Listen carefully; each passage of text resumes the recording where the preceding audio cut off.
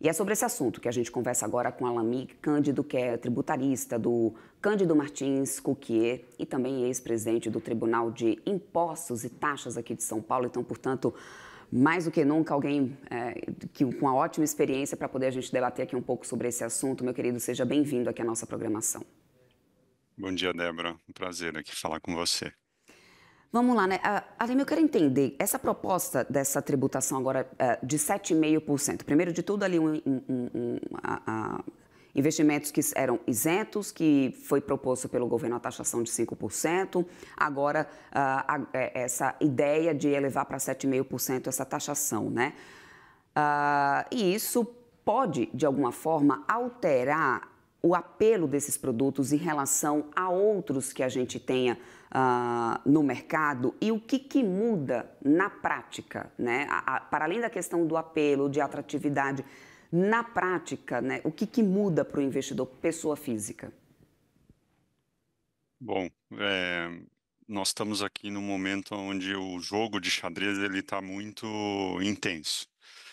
Eu acho que o governo, quando começou a tratar dessa discussão do aumento da carga tributária do imposto de renda, ele fez num momento onde ele estava discutindo as alterações do IOF, ao mesmo tempo tratando da tributação dos dividendos para fazer frente à isenção para alíquota do imposto de renda para quem ganha até R$ 5.000. Então ele precisava equilibrar as contas com todas essas mudanças e apresentações de propostas de isenção. Ele estava tentando equilibrar com o IOF, com a alteração da carga fiscal em relação a esses títulos isentos, e também, eu acho que é importante a gente lembrar, um aumento da alíquota de 15 para 17,5 de uma forma geral dos produtos financeiros. E no momento em que tinha acabado de passar a alíquota da tributação dos investimentos no exterior, que antes você tinha um diferimento e tinha agora, a partir do momento que você passou a tributar esses investimentos, a 15%. Então era um momento muito crítico para o governo. Então ele trazia ali uma sugestão de várias mudanças para poder equilibrar e conseguir aprovar uma proposta de campanha dele, que era essa isenção. Então, eu estou trazendo vários temas, mas eles estão todos conectados.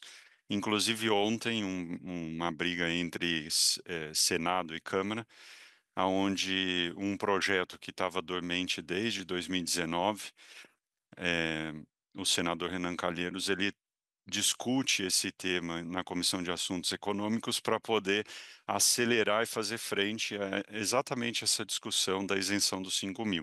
Então, só para voltar na tua pergunta, Débora, o que muda para os investidores? Do ponto de vista quem fez o investimento, nada muda, está preservado. O que muda é daqui para frente. Eu acho que muda mais para o setor em termos de incentivo para o setor agroimobiliário em ter esses títulos novos a partir de agora, se essa regra passar, obviamente, se for votada e aprovada. Fazendo um comparativo, né, entre produtos, porque o relator manteve isentos CRI e CRA, além das debêntures Uhum. incentivadas. Qual que é a lógica jurídica também e econômica, né, de tributar LCIs e LCAs e não atingir esses outros instrumentos? Eu acho que ele está tentando aqui, de alguma forma, conseguir, de um lado, uma tributação de papéis em relação a essas letras, que são lastros emitidos aqui, obviamente, pelo setor financeiro, e o CRA e o CRI são papéis emitidos diretamente pela empresa, pela atividade real, efetivamente. Embora tudo isso é feito no ambiente financeiro, são bancos que realizam essas emissões também.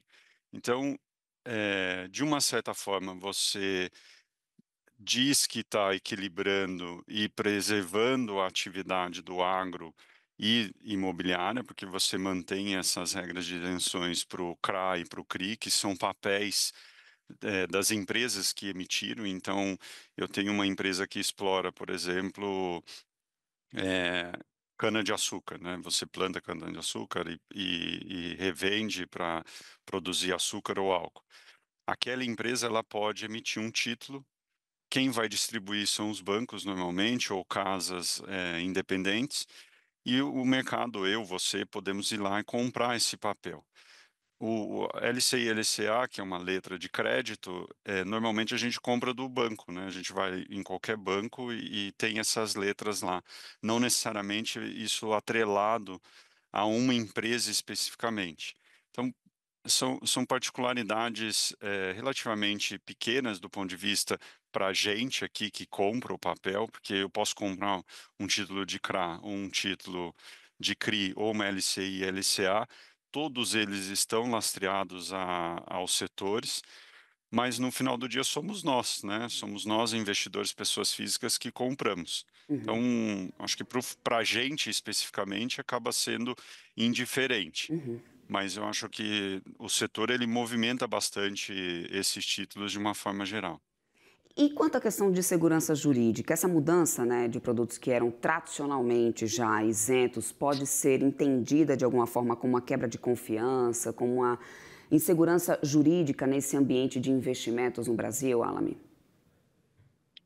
De uma certa forma, não, porque você está implementando uma norma e seguindo o trâmite da vigência dela, Hum, né. Então, acredito que essas alterações todas elas deverão seguir o prazo normal que a Constituição exige.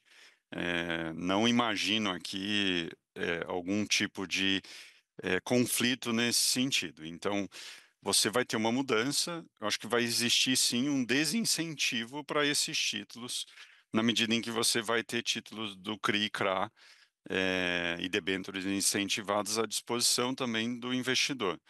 Na medida em que você preserva o que já foi adquirido, já foi emitido, você está preservando o passado, né. Então, nós aqui investidores, sabendo que você tem um título agora com ônus, né, com esse tributo maior, acredito que a gente vai priorizar outros títulos, né, eventualmente vamos, avaliar melhor aqui o CRI e o CRA, ou uma debênture incentivada que mantenha aqui ou manteria aqui a isenção do imposto de renda. Pois é, e aí nessa situação, né, que seria uma situação nova, que obviamente vai abrir espaço a atrair mais os investidores para esses outros títulos não tributados, há margem nesse momento, na tua visão, para contestação jurídica dessa proposta, seja sobre, por exemplo, argumento de quebra de isonomia ou até mesmo violação de princípio tributário, já que a gente vai ter produtos semelhantes, né, que seguem isentos, ou seja, qual que é o potencial de judicialização, né, a partir dessa mudança, obviamente, caso seja aprovada? Eu acho que a margem é pequena, Tá.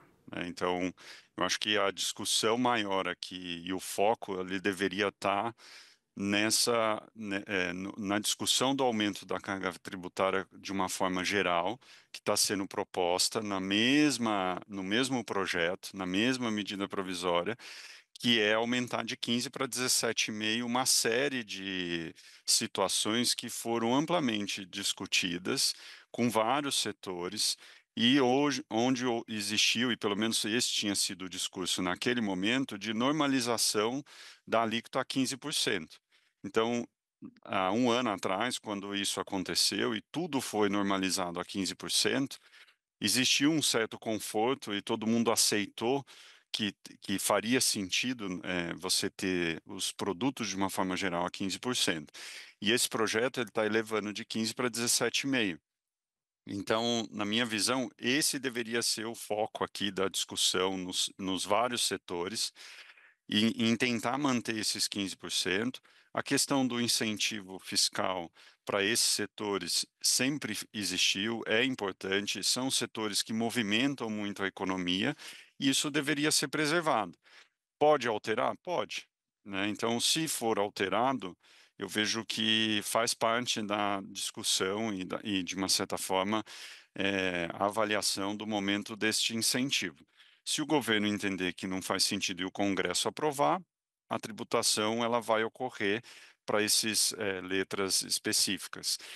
Eu acho que o foco a gente deveria olhar e discutir mais, o governo deveria trazer mais essa discussão do aumento da alíquota de uma forma geral, junto com a discussão da tributação dos dividendos que pode ocorrer né, essa disputa entre Senado e Câmara está justamente focado neste outro tema, né, especificamente letras que tem esse benefício da isenção, e se isso for alterado, eu acho que faz parte de uma discussão de incentivo para esses setores.